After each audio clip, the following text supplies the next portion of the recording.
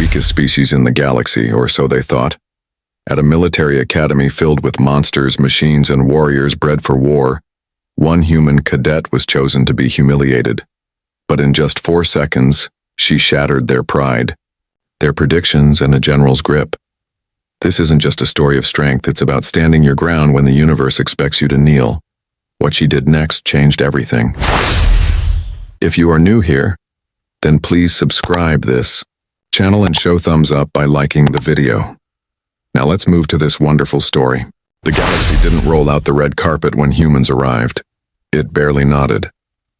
On a space station orbiting Juno 4, where the best cadets from hundreds of worlds trained to defend the Galactic Confederacy, humanity's inclusion was seen less as progress and more as an experiment in tolerance. The station itself, named the Stellar Unity Defense Academy, gleamed with polished metal corridors and artificial skylights that mimicked planetary cycles. Here, species with 6 limbs, glowing eyes, and venomous skin trained side by side. In the midst of them all, Cadet Lena Varus walked quietly, her boots tapping rhythmically along the chrome floor. She wasn't particularly tall or muscular, didn't have bio-enhancements or natural weaponry. In fact, compared to the hulking Silverans or the nimble Lithari, she looked painfully average. That, of course, made her a target. As she passed through the main corridor, a few alien cadets stared openly. A towering Bornek with crystalline spikes muttered something in its native tongue that didn't need translation.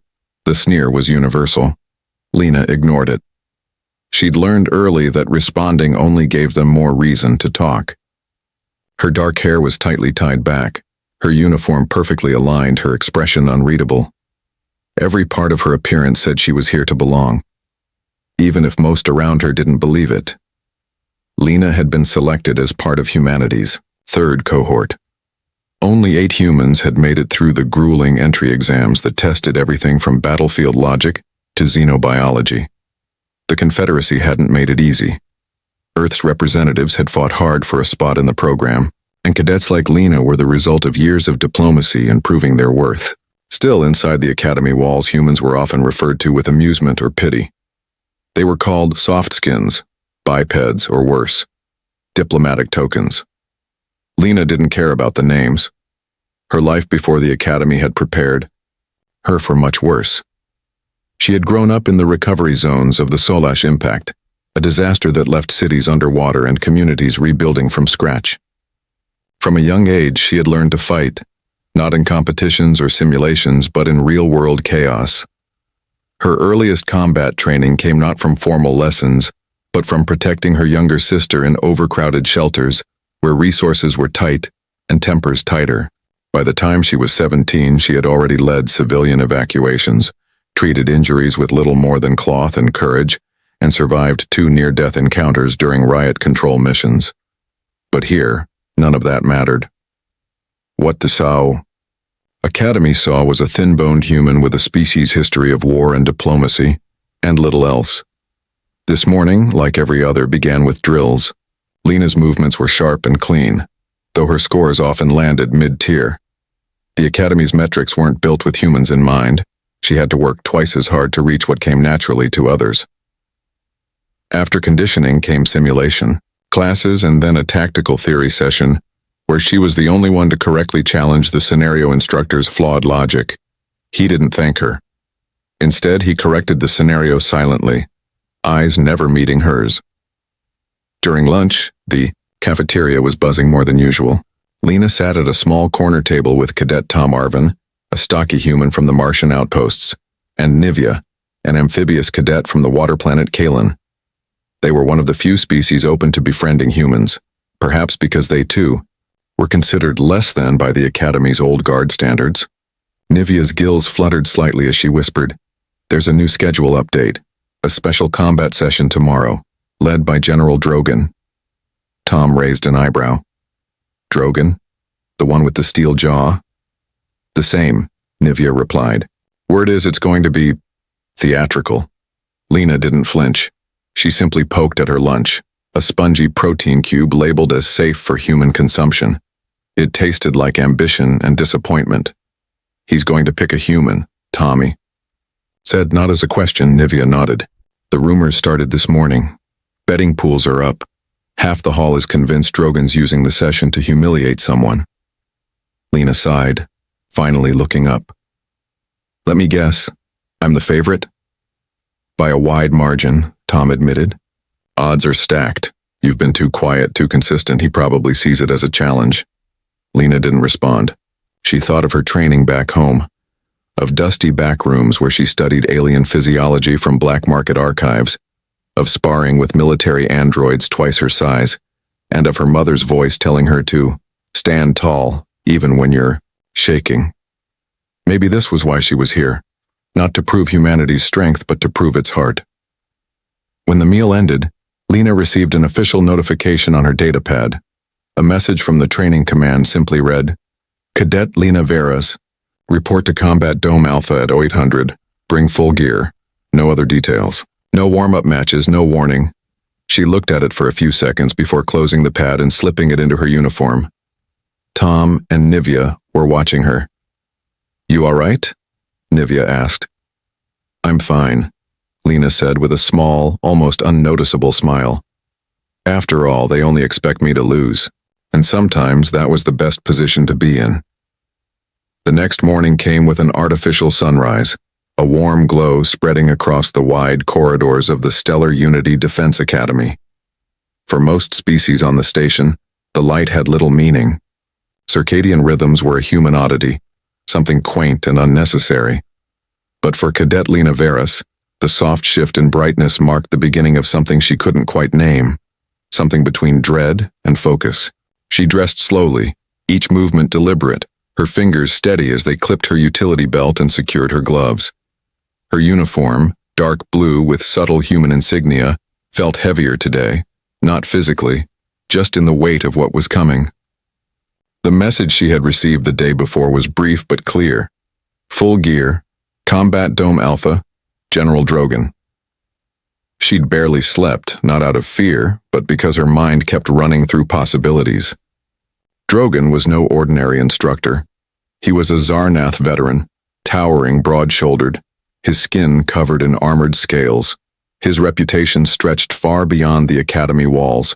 He had led planetary invasions, held territories for years, and was known for one particular trait. He didn't believe in mercy, especially not for species he saw as inferior. Humans, in his eyes, were a galactic footnote. The combat dome was alive with sound and motion when Lena arrived. Hundreds of cadets filled the seating levels that circled the large training arena. Instructors stood on the observation platform above, watching with careful eyes. Whispers passed through the crowd like electricity, short, sharp bursts of speculation. Everyone knew what this was. A performance. A lesson. Lena stepped into the center of the dome without hesitation. The floor beneath her boots shifted slightly. As the environment adjusted, the smooth surface turning to something that resembled rocky terrain. She kept her posture tall, her face unreadable. She'd learned long ago that silence could speak louder than words.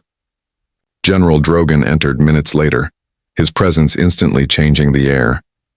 He didn't walk so much as march, his steps heavy and purposeful.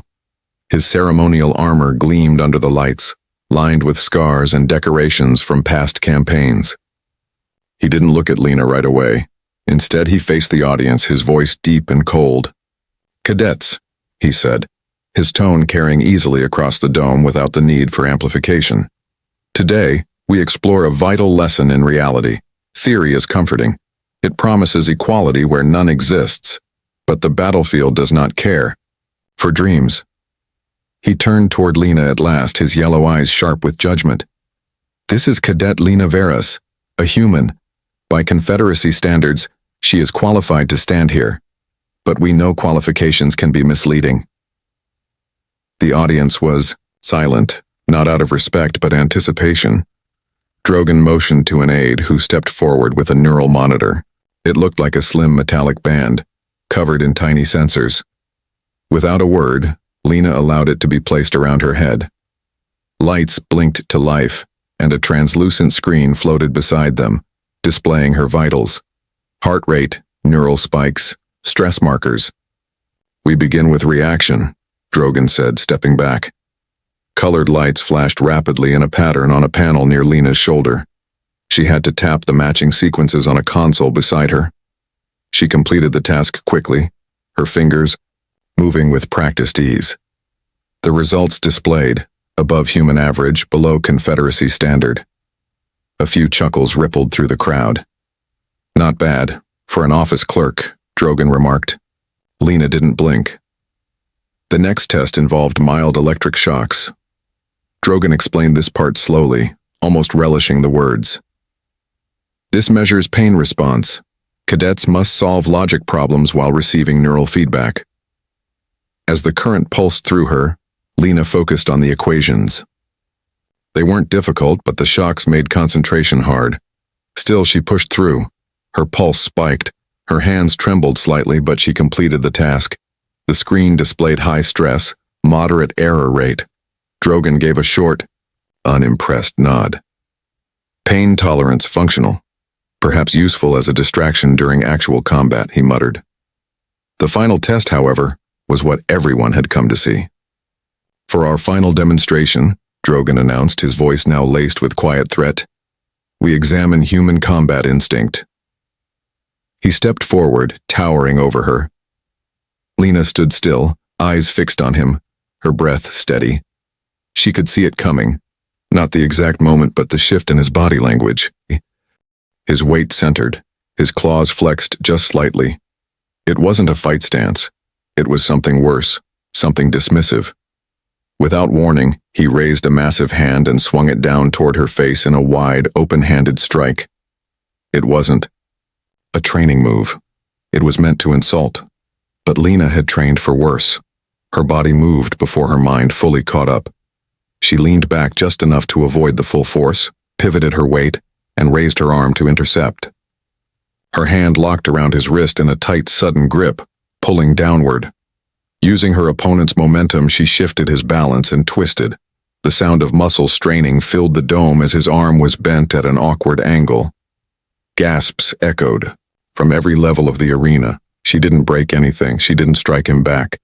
She simply held him there, long enough for every cadet watching to understand she could have done more. Then she let go. Drogan took a step back, his expression unreadable.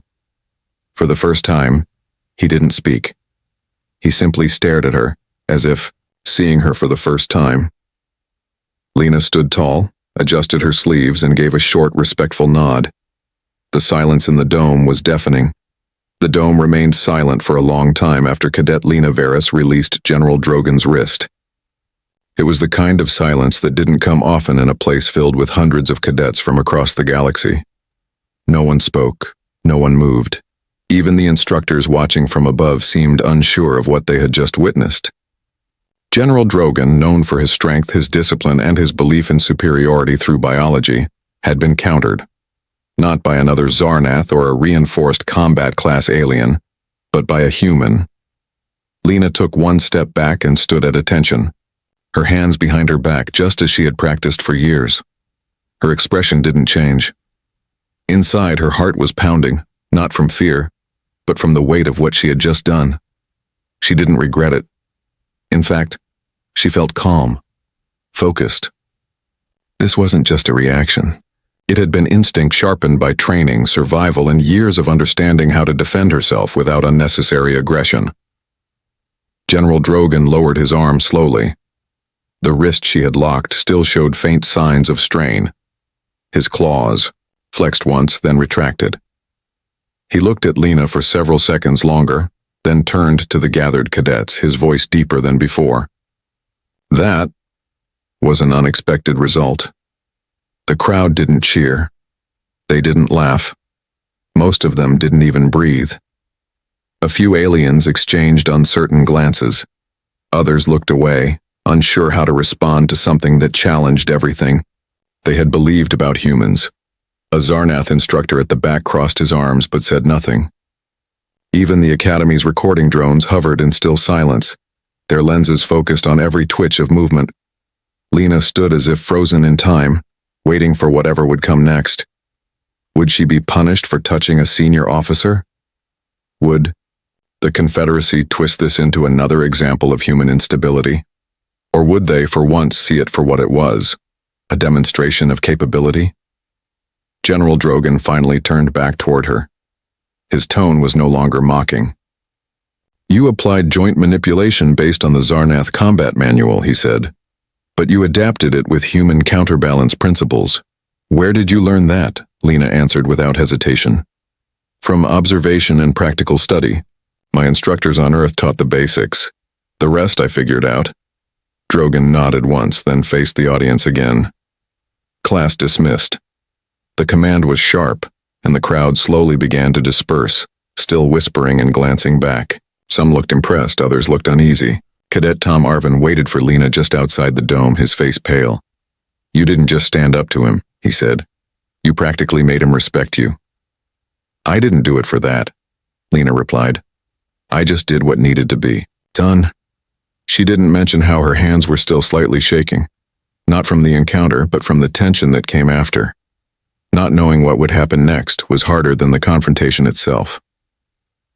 Back in the cadets' quarters, the news had already spread. Some tried to avoid her. Others offered quiet nods as she passed, the kind reserved for someone who had done something no one else dared to. Nivea met her at the entrance to their sector, her gills fluttering with excitement. You stopped him, Nivea said, almost whispering. He struck first and you stopped him. It was self-defense, Lena replied. I didn't harm him. That's why it mattered, Nivea said. You didn't strike, you controlled. It's different. Lena didn't respond right. Away. She wasn't sure what to say. Her whole life she had been told that she would have to fight twice as hard to be taken seriously, that she would have to swallow her pride, stay calm, and never let anger guide her. Today she had followed all of those lessons, and for the first time, it felt like they had worked. The next morning she was called to the Academy review chamber. It was a small, quiet room lined with data screens and neutral decor. 3 officers sat at a raised panel, their faces unreadable. Admiral Ruxan, a soft-voiced, four-eyed officer from the planet Ulva, led the review. Cadet Varys, the Admiral said, you were involved in a live training event that escalated beyond the usual boundaries of demonstration. Do you understand why you are here? Yes, sir, Lena said calmly. To review the actions I took during General Drogan's combat simulation. And do you believe your actions were justified? I do. I responded only after General Drogan initiated physical contact. My intent was not to harm, but to defend myself using training approved by the Confederacy. There was a pause. Admiral Ruxan exchanged looks with the other panel members. Then he leaned forward slightly. We have reviewed the footage, he said. And we agree. Your response was controlled, effective, and within acceptable parameters. Furthermore, it demonstrated tactical thinking under pressure, an ability we value. Lena nodded slowly. Relief didn't come immediately. It crept in slowly, piece by piece. From this day forward, the Admiral continued, your training track will be upgraded to Advanced Combat Protocol. Congratulations, Cadet. When Lena exited the review chamber, the hallway felt different. Not brighter, not louder, just different. Cadets passed by with less hesitation in their eyes. Some still avoided her, but others nodded in recognition, even respect. Later that evening, as she stood on the balcony overlooking the training domes, she thought about what had changed, not just for her, but maybe for all humans at the Academy. They would still have to prove themselves, still be challenged, at every turn. But now, they had something they hadn't before. A moment that said they belonged. Days passed, but the moment in the combat dome stayed fresh in everyone's mind. For Cadet Lena Varys, life at the Stellar Unity Defense Academy changed in small but meaningful ways. The sneers didn't stop entirely, but they softened. The roar, laughter didn't disappear, but it no longer came so easily. Where she had once walked alone, now there were quiet nods, brief glances of recognition, and most surprising of all, silence from those who used to mock. Even General Drogan said nothing more about that day. He resumed his usual drills, his harsh tone and grueling lessons unchanged. But he never again singled her out. That silence, from a warrior like him, felt louder than applause. The humans, at the academy, still few in number, walked a little straighter. Tom Arvin trained harder than ever, his focus sharpened by what he'd witnessed. Cadet Nora Leon, who had once thought of dropping out, now stayed up late studying, asking Lena for pointers. Even the instructors began to pay more attention. During human-led presentations, respect didn't arrive all at once, it never did, but the seed had been planted. And Lena, whether she had wanted it or not, had become the one to water it. Weeks later, she was called to speak at the orientation of new recruits. It wasn't common for a cadet to do this, especially not a human. The academy director himself had requested her presence, stating simply, "They need to hear from someone who's already challenged the impossible." Lena didn't feel like a hero. She hadn't defeated anyone, hadn't won a grand battle, but she understood the meaning of standing your ground when it mattered most. And maybe that was enough. The orientation hall was filled with new cadets from across the galaxy. Fresh uniforms, wide eyes, and the nervous energy of those just beginning their journey. Lena stood at the center stage, a small figure under tall lights, but she didn't hesitate. She looked out at the crowd, remembering her own first day. How uncertain, how alone she had felt. "When I arrived," she began, her voice clear, "I was told, quietly of course, that I wouldn't last, that I wasn't strong enough, fast enough, or alien enough. I heard the jokes, I saw the stares. I felt the weight of being different, of having to prove something before anyone would even listen." A few heads in the audience nodded, some knowingly, some cautiously. "I trained like everyone else, I studied harder, I kept showing up. But nothing changed until one moment forced me to act. And I didn't act out of anger. I didn't act to impress anyone. I did it because I knew who I was and what I was capable of. I did it because I refused to be defined by what others expected of me." She paused, letting the words settle. The room was quiet.